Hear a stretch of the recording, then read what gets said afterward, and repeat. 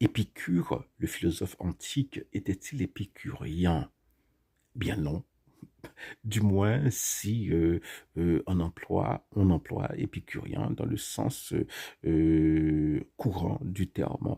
Parce que lorsqu'on dit de quelqu'un, euh, lorsqu'il est épicurien, eh bien cela veut dire c'est quelqu'un qui aime manger, boire, quelqu'un qui aime faire la fête, qui aime faire la non-barrance, et quelqu'un qui aime le sexe, hein, peut-être fumer de la cam, peut-être, hein, voilà, quelqu'un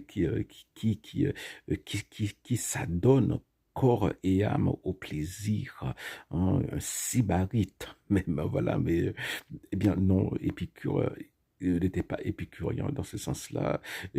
En fait, ce qu'il enseignait était diamétralement opposé à ce mode de vie, parce que Épicure, hein, il prônait, hein, un mode de vie sobre, simple. Il disait que si on veut être heureux dans cette vie, eh bien, il faut vivre sobrement, hein. La valeur la plus importante pour lui, c'était l'amitié, c'était la vie en communauté.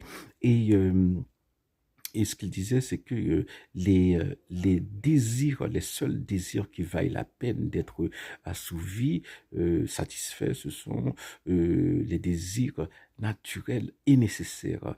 Par désir naturel et nécessaire, il entend bon, manger, boire, avoir un toit, boire de l'eau, hein, pas de l'alcool ou de la vodka, hein, voilà. Et, euh, et il dit que tous les autres plaisirs, eh bien, c'est bon, ne servent à rien ou sont même nuisibles, hein. Par exemple, le sexe, hein, qu'il considère comme un plaisir naturel et non nécessaire. Il dit on n'en a pas besoin pour être heureux. Et les autres désirs, hein, comme voilà la volonté de puissance, voilà, lorsqu'on veut être homme politique, lorsqu'on veut la notoriété, il disait eh bien c'est non seulement c'est ce genre de désir, ce genre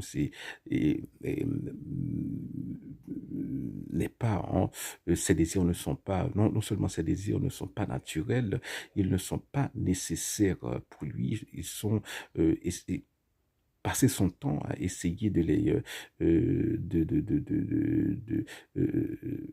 réaliser, hein, ces désirs-là. C'est du temps perdu, hein, au mieux et au pire. Voilà, c'est être malheureux toute sa vie, c'est choisir d'être malheureux toute sa vie. En tout cas, Épicure n'était pas épicurien. C'est ça le paradoxe.